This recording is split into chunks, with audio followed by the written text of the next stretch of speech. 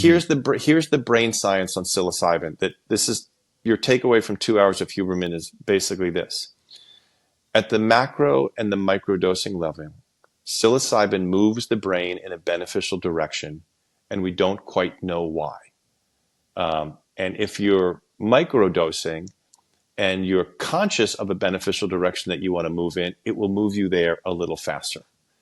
It's neuro-regenerative, so it helps you regenerate damaged parts of your brain. It's neurogenerative, so it helps you produce new and beneficial neural pathways. And they don't quite know why. My personal feeling is that mushrooms are sentient. Okay, so you have the mushrooms that sprout above the surface, then underneath the surface you have the mycelial networks. Okay, those mycelial networks are the most vast life forms on planet Earth. They're bigger and vaster than any tree, than any lichen field, than anything in the world. Those mycelial networks are the largest living networks. They conduct the energy and information of the forest. So they'll relay which nutrients and which chemicals trees need to produce in different parts of the forest. Those mycelial networks will survive because they're 5, sometimes 10 feet underneath the ground. They can survive things that would wipe humanity off the face of the earth.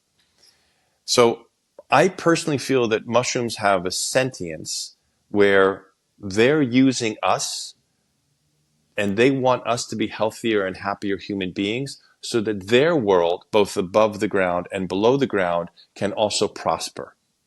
So they're farming us, like they get into us and then they can report back to the other mushrooms? I don't know if I would go that far, but in order for a mushroom and mycelial network to be as healthy and happy as it can possibly be, humans that seem to have the most influence over the surface of the earth need to be as healthy and happy as they can be. So they're pushing us towards a place of health and happiness and well-being, so we can experience that, so that we tread more lightly on them and we create a more copacetic and beneficial environment for mushrooms. Some smart mushrooms, all right. 100%. Yeah, it's a complementary, synergistic existence between humans and mushrooms.